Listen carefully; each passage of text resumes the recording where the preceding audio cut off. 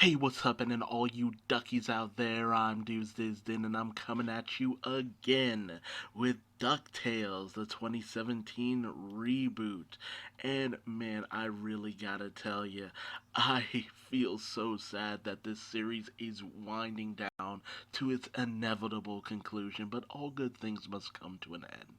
So let's not beat around the bush. Let's talk about this fantastic, and at least for me, long awaited episode. It's season 3, episode 19, titled Beaks in the Shell, an obvious Ghost in the Shell reference, and very apropos considering that Gandra D is very cyborg esque. It's very hard to tell how much of her is still human, but that's the thing about Ghost in the Shell. It was that question. It's just like, how much of you is real? At what point do you stop being yourself? And blah, blah, blah. It's an interesting conundrum, but that's neither here nor there and doesn't really relate to this episode. So, we open up with Gandra D stealing a piece of technology and being confronted by Gizmo Duck as well as Huey, who probably just tagged along because he's just Gizmo Duck's biggest fan. But Gandra D is tricky and has a variety of different traps that manage to stop Gizmo at every turn. And once she is finally confronted, she threatens to throw the very fragile device into the water. Gizmo manages to save it, but Gandra uses her electric light ability, basically does a solar flare from Dragon Ball and manages to escape without a trace. So, Fenton returns to the laboratory late at night, which Gyro questions, "What are you doing here after hours?" Fenton says that he has some projects that he's working on, obviously lying, as well as lying to his mama. And this got a little too real for me, where his mama's just like, "Yeah, I don't sleep until you get home." I'm like, wow, that's a very mom thing to do. But it's obvious he's lying to his mama as well, who's kind of caught on that Fenton seems to have a girlfriend. And we come to find out that Fenton has been tinkering around with something called the Gizmo Cloud, a virtual reality where he has been canoodling with Gandra D in secret. They've created this virtual world where anything they think can become reality. However, it's full of glitches here and there.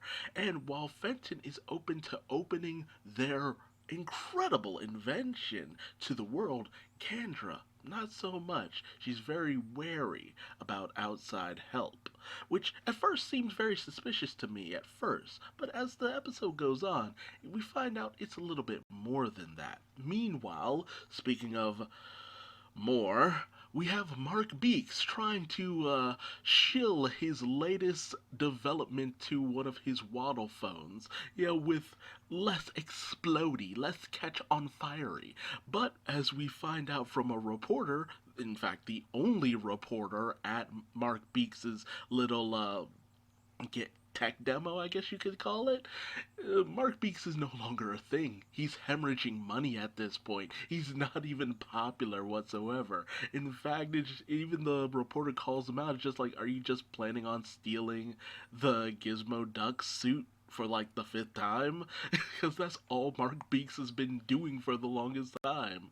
And people know at this point that all Mark Beaks does is steal other people's inventions. He's long since been outed and he's no longer the next new hotness. So that's going on with Mark Beaks. But in comes Huey, who has found a piece of Gandridy's nanite-infused clothing, and he wants to get with Fenton in order to track Gandridy down. But that goes out the window when he sees what Fenton has been working on, the Gizmo Cloud. But Fenton does say that, oh, well, I only have the one helmet, and, it'd be tricky to get it calibrated to you. It only works for me and all that.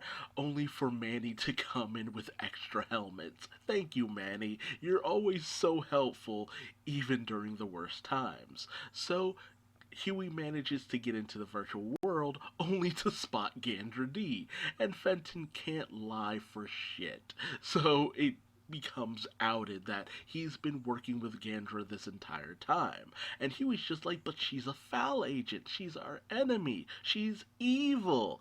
And Gandra's not too keen on Huey being so judgmental. But at the same time, I can't really fault him for that because you have been working for the arch enemy of the McDuck clan. So yeah, you gotta give a little give and take on that one.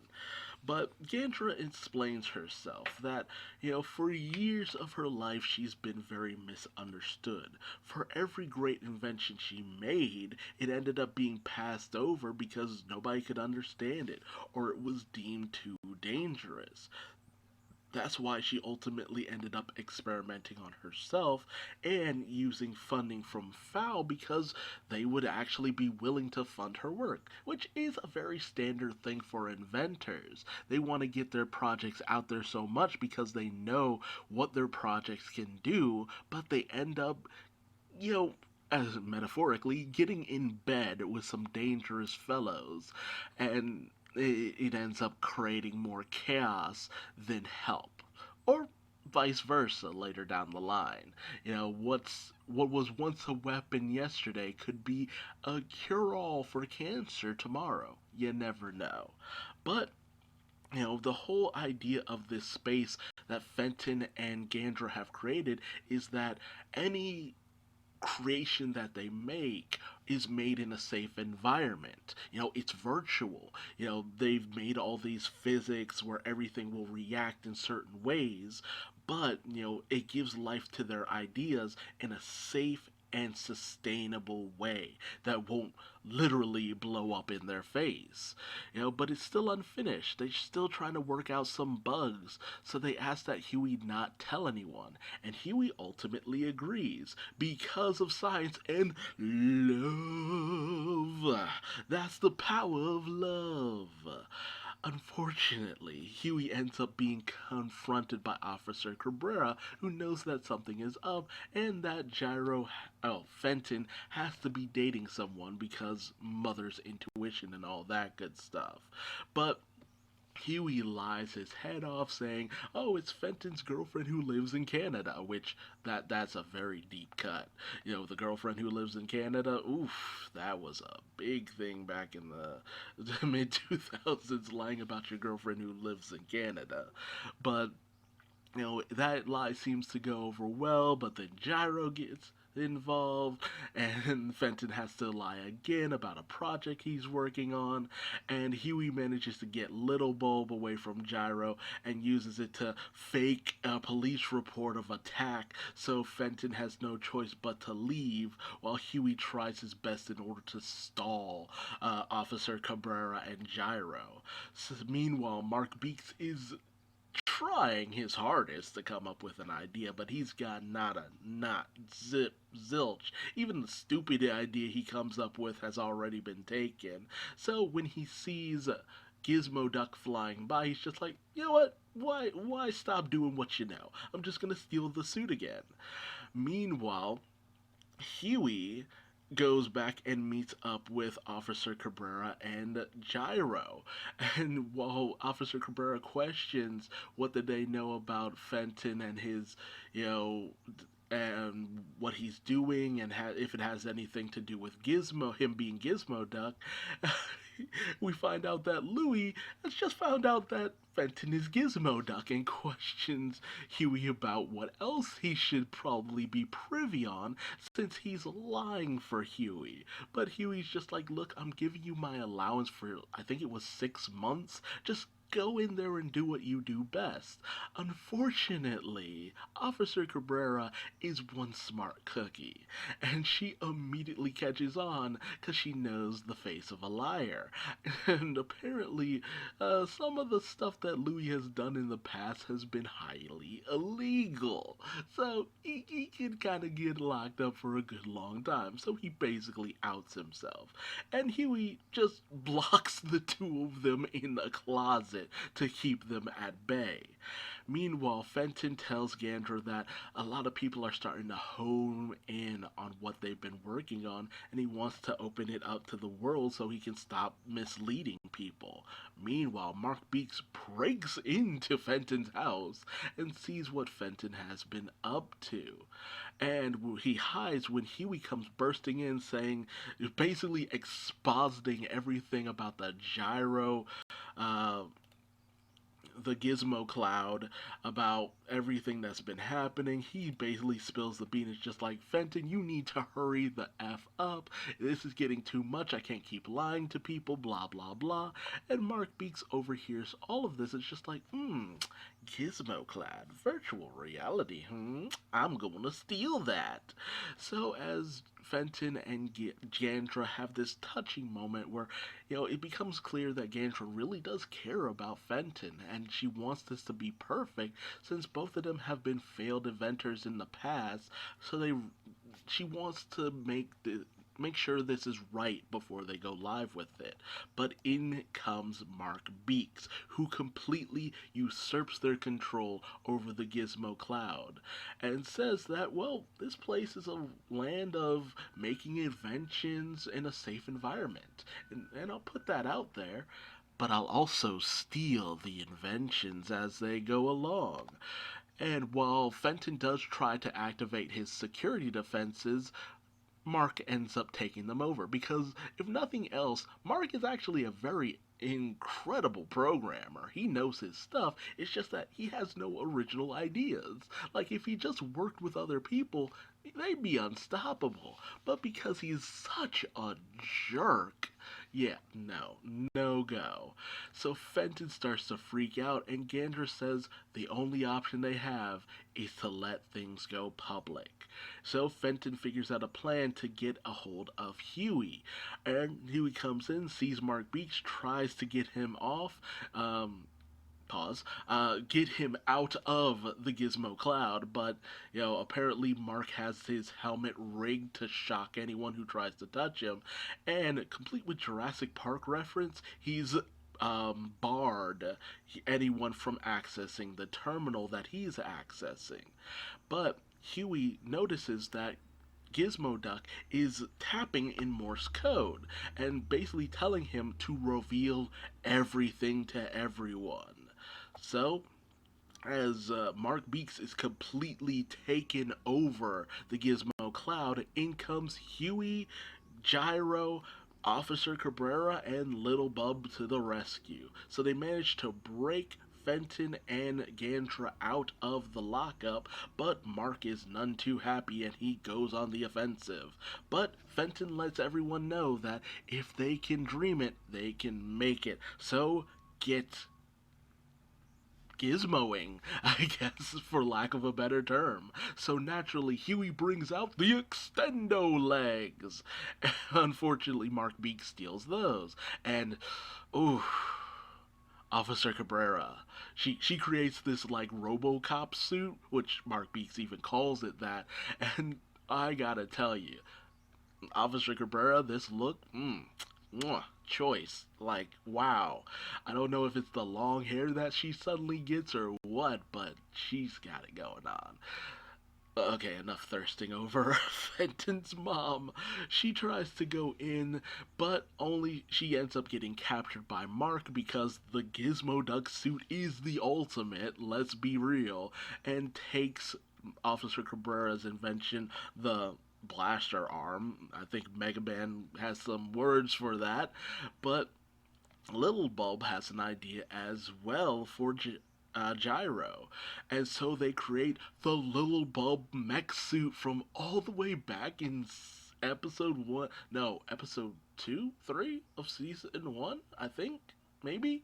Probably. It's just been a long time since we've seen this. You see it in the opening all the time. Oh, no, that was actually replaced by Gizmo Duck in the opening. So it's been a while since we've seen this. Going off on a tangent. Giant mecha robo kaiju fight, but ultimately Mark Beaks ends up controlling this as well, and he becomes basically an abomination, let's be real. So Gandra brings out her own Electrovolt suit, complete with electric staff, real cool, and she just starts going in on Mark, but she ends up being captured as well. So Mark has taken all their best ideas and combine them into a really gaudy looking outfit. But they stand up to Mark because he has no actual ideas of his own, and they have the power of teamwork. So Mark becomes Andros from Star Fox? The hell? Which is just him taking Gandra telling him that he has a big head to literal proportions. But the team of, you know, Gizmo Duck supporters all form up and revitalize their suits, looking like a full on superhero team. Wicked cool. And they go in on Mark Beaks using their various different abilities to subdue him, with Gizmo delivering the finishing punch that knocks Mark Beaks right out of the virtual reality world. Very cool stuff. I love this. So good to see. Huey apologizes for basically telling everyone, but ultimately, Gizmo doesn't take that to heart. He's just happy that everything worked out. Gyro is actually impressed with what they've created, and he even manages to solve their glitching problem, and that's just because they open too many applications. Like, seriously, guys, close your tabs. Close your applications before you open new ones. If you're having a problem with your computer, that's usually why. And we even have this sweet moment where Officer Cabrera full on accepts Gandra as her son's girlfriend. Just being impressed that she can even put up with her son's constant blatherskite.